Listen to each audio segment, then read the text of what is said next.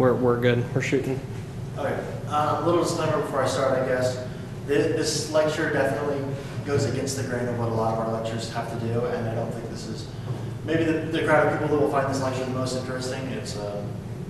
It's definitely aimed more at political scientists like I'm sitting right now than it is at revolutionaries, but I think it's an important, concretely just kind of on the ground right now to understand some of these different ideas within American politics and within how we run the club, as well as macro revolutionary politics. So, while the purpose of voting in a revolutionary society is highly debatable, especially with people of conflicting ideologies, I feel that voting is an important topic to examine, not only for a post-revolutionary state, but for a pre-revolutionary organization. Obviously, we vote in our meetings, and knowing how the idea of voting works can allow us to build more just and streamlined organizations. So in this lecture, I'll mostly be touching on a few different kinds of voting, and in which situations they can succeed, and in which situations they fail. Hopefully, the information will change the way that we vote, both as individuals and in an actual physical way the club may approach different actions. I guess we can start from the most familiar type of voting to most people, and the kind of voting that we currently use for club business. This is the idea of plurality voting. This option that gets the highest percentage of votes is the winner. The argument often goes that this way of voting works fine for decisions that have two possible options. It works well for us in club business because so many of our decisions are essentially yes or no. The same with our last club elections, where there were only two candidates running to fill the needed positions. We'll get back to whether it is true that this is the best way to handle things with a two-choice system in a moment, but for now we'll stick to the regular rhetoric against plurality voting. The first problem comes for choices that involve more than two decisions, because of what can be termed as the spoiler effect. We've seen this many times in American politics, and it occurs when two choices are so similar that they can divide the vote and may cause the minority view to win. As an example, imagine three candidates running for office.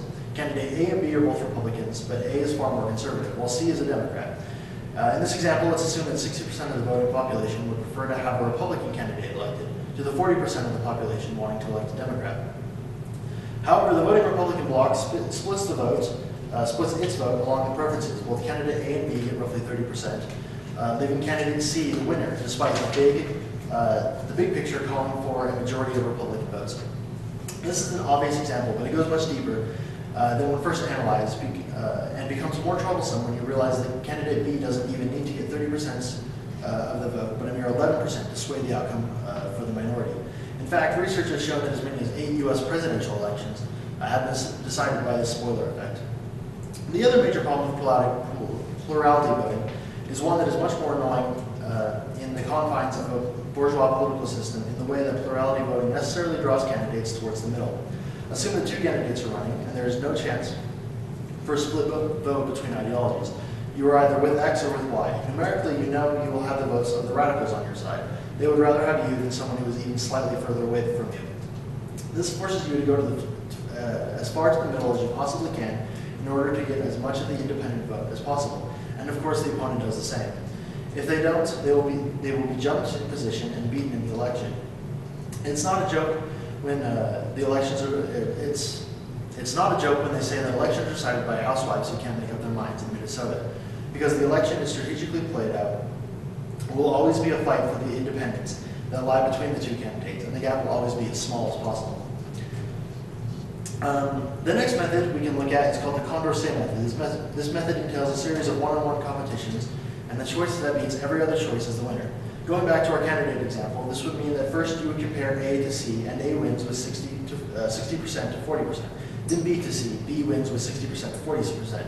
Last you would compare A to B. We'll assume here that B wins because the votes for C would go to B because he is less conservative than his opponent, and the people voting for C will vote for B, and B wins the election.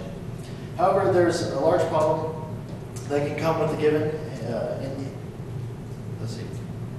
that can come and is given with an interesting problem created by a mathematician named Scott Stevens. And it goes something like this. Don't worry about keeping all the numbers in your head. It's the conclusion that matters. 9 friends decide to go to a restaurant and eat their choices to eat. Their choices are American, Italian, or Chinese food. Their preferences are as follows. 4 people want to get American as their first choice. Italians are as their second, and Chinese is their least favorite. 3 people prefer Italian to Chinese and Chinese to American, and 2 people prefer Chinese to American and American to Italian. Plurality voting would say that they went American because with 4 of the votes. But this means that three people are getting their least favorite. So we turn to the Condorcet method. Italian versus Chinese, 7 of the people prefer Italian. American versus Italian, 6% or 6 of the 9 prefer American. So Italian beats Chinese, and Americans beat Italian. So it shouldn't be hard to see where I'm going with this, however. When you compare Chinese to American, 5 of the 9 people prefer Chinese. In the end, the group prefers American to Italian, Chinese to American, and Italian to Chinese. Even though the group has set a priority of choices, the group as a whole does not. It has a cycle, and in this cycle, it is this cycle that creates this Condorcet paradox, leaving the Condorcet method to be, in very specific circumstances, completely ineffectual. The next method to look at came out of roughly the same time as the Condorcet method, and it's called the board account. The board account has voters rank their choices in the same way as the Condorcet could. But instead of dealing with preferences voters prescribe points based on the priority. The choice I like least gets 0 points, the one I like more will get 1 point, and the one I like more than that will get 2, and so on. If there are 5 choices, I will be giving 4 points to the one I like best. Then the choice that gets the most total points wins the election. The problem with the board account is much harder to explain simply and without a complex graph with a shiny PowerPoint chart to back me up. I don't think I can do it very effectively, so bear with me for just a moment. The board account suffers from a perplexing problem that crops up if a candidate drops out. If a candidate that has no chance of winning drops out of the race, then the shift in points can have profound effects on the outcome. Imagine an example of 4 candidates running for office, candidate A through D. A wins the election via board account method, but if we rewind, and sometime during the race, candidate D, who decided he had no chance of winning, drops out, it is possible that candidate B will now win. A more easy to understand example would be if you were asked, where would you like to go on vacation? Your choices are France, Germany, or Canada. And you said, I would like to go to France. Then the person taking you on the vacation said, oh, I forgot, these tickets can only be redeemed in Europe, so we can't go to Canada. And you reply, oh, if that's the case, let's go to Germany. So what did we do? We have looked at several of the popular voting styles that have been used and been studied by mathematicians, political scientists, and philosophers. We have looked at systems that at first glance look fair and have poked holes in them with ease. Some interesting work has been done on this very subject by Kenneth Arrow in 1921 that made him the youngest man to win the Nobel Prize at age 51.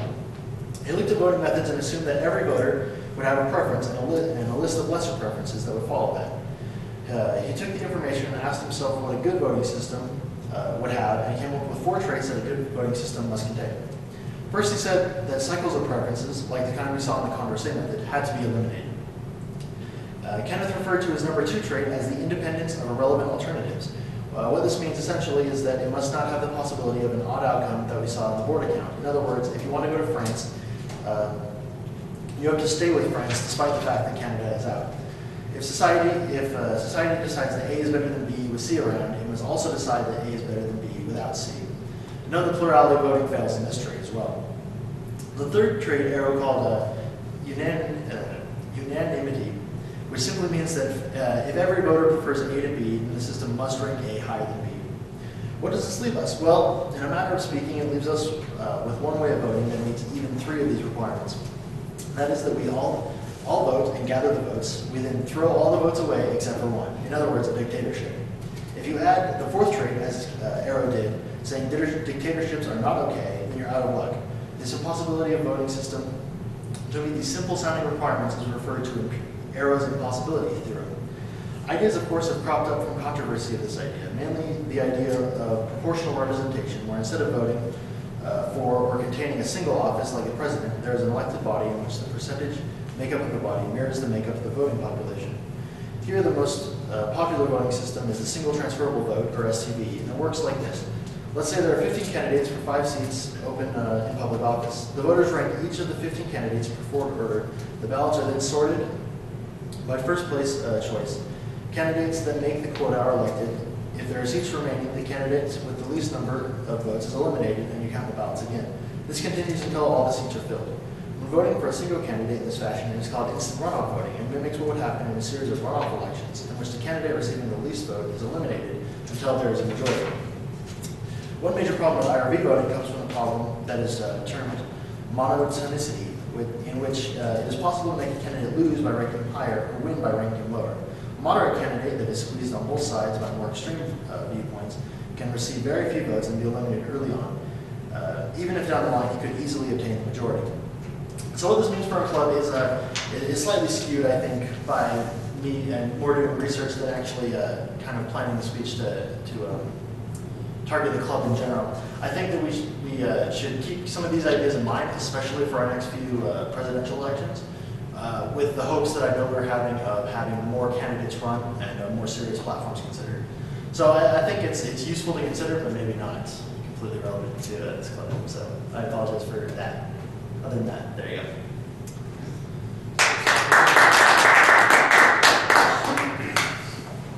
So I don't think splitting into groups would be very effective. So I guess any quick questions? If any.